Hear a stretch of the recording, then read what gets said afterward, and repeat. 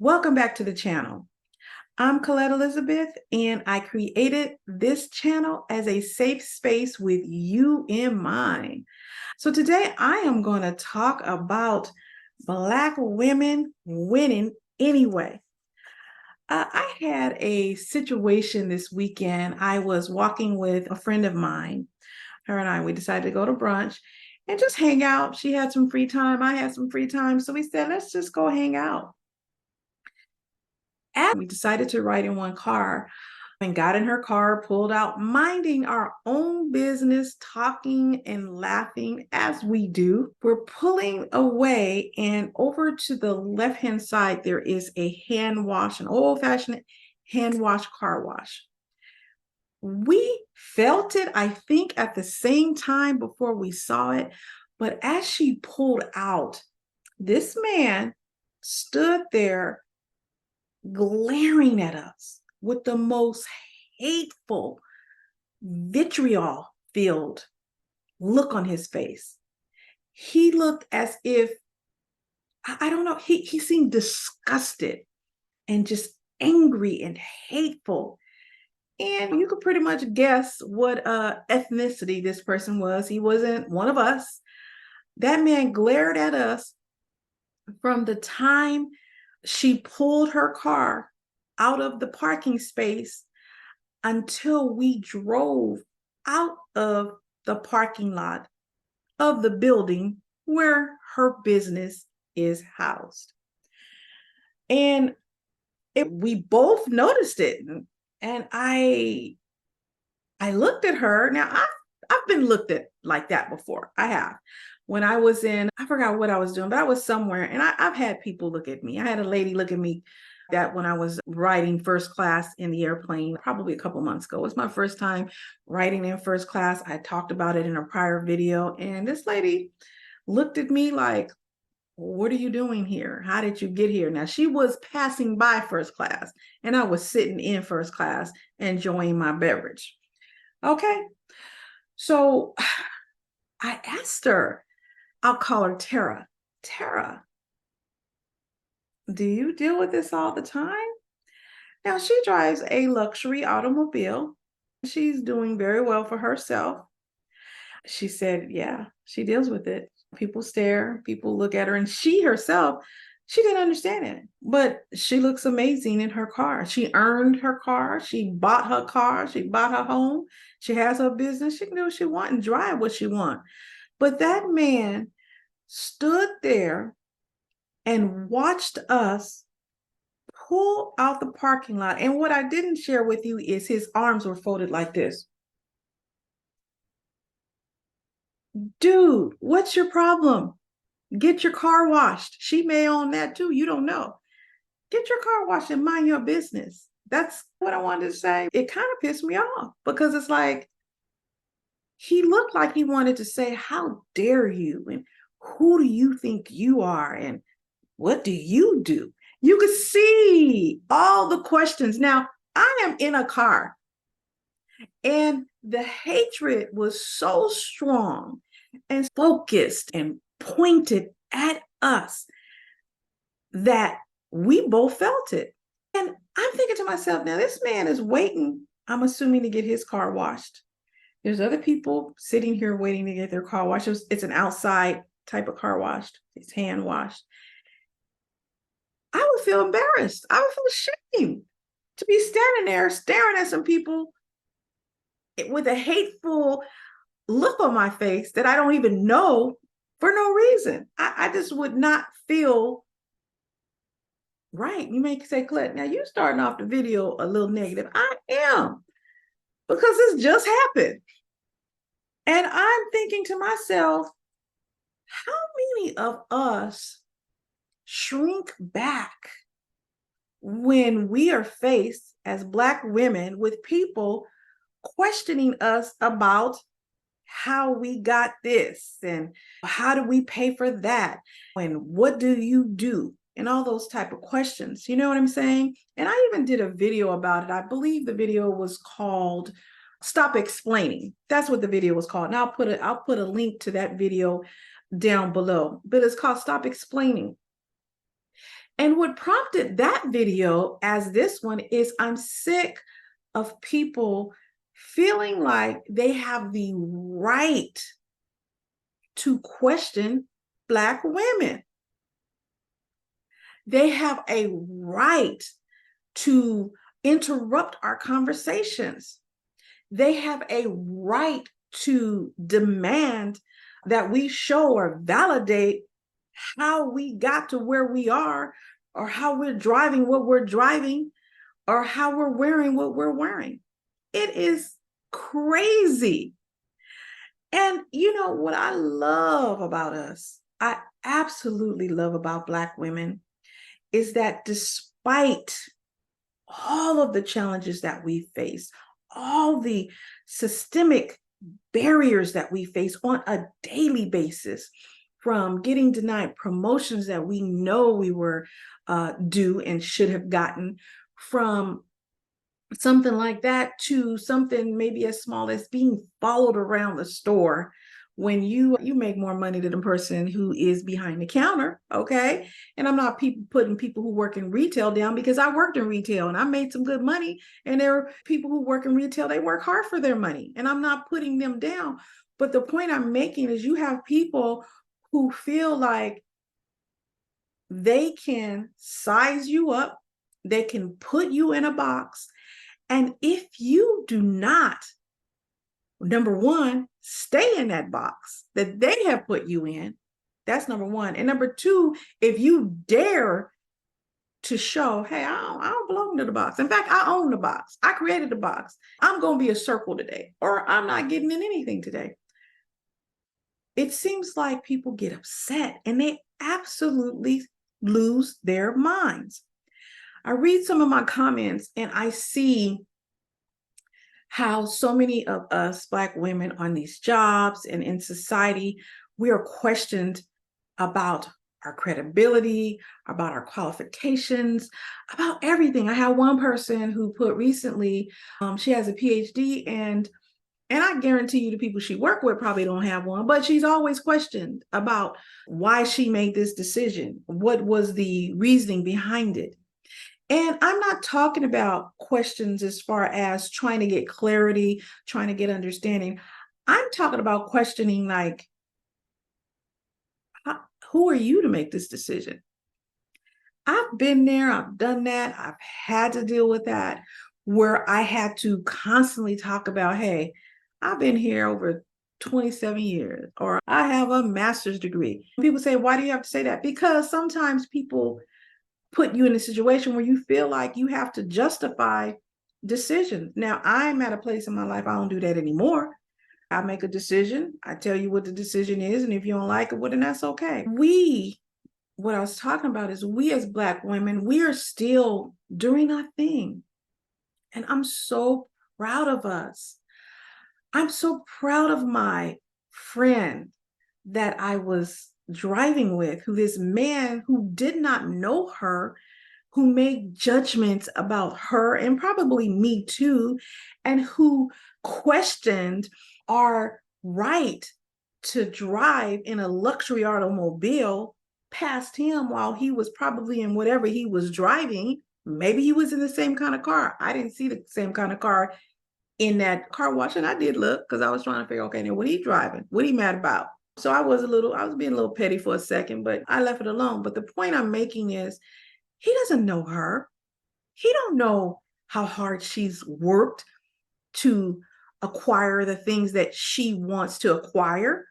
He doesn't know that.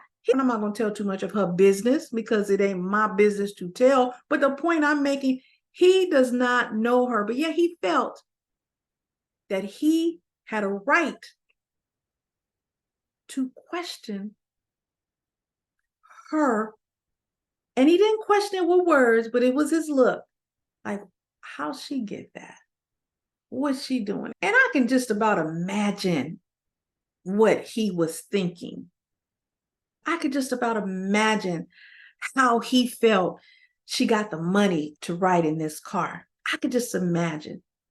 And you may say, Colette, I think you putting tens on. No, I ain't putting tens on it because I've seen that look before. I done drove some luxury automobiles too, and I done had some similar looks. Okay. But the point I'm making is, you know, we as Black women, I think that we need to celebrate one another more just because of all the stuff we deal with. Celebrate one another when we can, cheer one another on, encourage one another, which is what we were doing. We were just having a sister girl talk. Now, this person is way younger than me, but we were having a sister girl talk and just a sister girl time. And I think that we should encourage one another. You don't need to bow down. Hold your head up high. Anyway, despite all the stuff we've been through, we doing the stuff. We are the fastest growing demographics that are opening up businesses, Black women. We are the most educated women in the country, if not the planet, Black women. So despite all of the negative things people say about us, calling us the angry Black women, sometimes we need to be angry. And that's okay because of all the stuff we deal with, all of the ridiculous things that we're accused of doing it. And we handle it most of the time with grace and poise, even though the load is heavy. It's heavy to carry a family when you're a single parent by yourself. It's heavy. It's hard. It's heavy to carry a community by yourself because your men have been incarcerated or they have become victims of substance abuse, or for whatever reason, they're not in the community to help us. And I'm not saying that there are no Black men in our community. There are. And the ones that are there helping and doing what they're supposed to be doing, leading and what have you, they're doing a great job for the most part. But we have to admit that a lot of the load is carried by Black women. And when we carry this load because somebody needs to do it, we get criticized. We get criticized. But despite the criticism, we continue to move forward. We continue to lift as we climb. We've been doing that, and we continue to do that. And I'm saying, if you want to get your car, your luxury automobile, you want to take your luxury trip, you want to buy your house or whatever with a white picket fence, maybe you want to buy a condo, maybe you want to rent an apartment, you do you. You don't have to explain how I got here. We don't need to explain why I'm sitting in first class. We don't have to explain that. We don't even have to engage with people who have ignorant questions like that. You don't have to engage. We have choices, and we know we have choices. And so what I challenge you to do is to exercise those choices in a way that is empowering to you, in a way that is showing that you are your own cheerleader, and in a way that is empowering to another sister. I believe in crown duty. And what do I mean by crown duty? If you see that a sister is going through something and her crown is a little sideways, take some time to help a sister out. Don't talk about her. Help her fix her crown. Sometimes all we need from one another is just somebody to listen, just somebody to talk. And sometimes we just need somebody to smile. Why? Because I don't know how many times we go out in this world on a daily basis and we are just attacked and questioned for just being ourselves, for just driving. We were just driving. I can't get over it. Something else similar happened to me. I was going to one of my favorite Mexican restaurants in my neighborhood, and the people know me. I go in there all the time. They know what I want. I don't even have to tell them most of the time. But there was this lady who was the counterpart of the man looking like this. She was sitting down with a man. She was facing me as I was walking into the restaurant. His back was to me. She was eating. And when I walked in, the woman stopped eating to stare. That lady looked at me from my big toe all the way up to my big head. And I do have a big head, and I ain't put myself down as big, and I ain't worried about it, and I love my big head. But that lady slowly stared up and down at me, and she made sure that I saw her staring at me. Okay? So she stared at me. She looked me up and down. You know how they call it, they say, I think they call it dressing a person up and down. She looked up from my toe, head to toe, toe to head. Then she said something to the person who was the man that was at the table with her. He stopped eating and he looked over, and I guess he didn't see what she saw. He didn't think it was that interesting, and he went on back to his food. But that lady stared at me and let me know it. Now you may say, Colette, maybe she admired what you had on. She probably did. She probably did, but her expression was not one of admiration. It was different. It was kind of like the man who was glaring at me. I have had the questions. I have had them, those silent questions that they give with their eyes and their body language. I've had them. And in my older age, I'm trying to calm down and not even address it. But it's hard to ignore sometimes. I know and I understand I am not the only one who deals with that. I am not. When I saw that man looking at my friend and this lady looking at me, I'm like, here we go. So what's the point of this video? The point of this video is to say, Black women, you are great. You are doing a good job. Okay. Are we perfect? We're not perfect. Can we find some areas to develop ourselves more? Yeah, we can when we're ready and when we want to. But for the most part, we're doing a good job. We are pretty much carrying nations. We are. We set standards. I'm not even going to get into these bad sisters that are in these court cases that I'm not going to talk about. All sisters doing their thing. And when people cannot attack your credentials, they attack you personally. That's what they do. And that's what these people were doing. They were trying to attack me and my girlfriend for whatever reason. But guess whose problem that is? Theirs. Years and years and years and years ago, I heard Oprah Winfrey say something, and I never forgot it. Never, ever forgot it.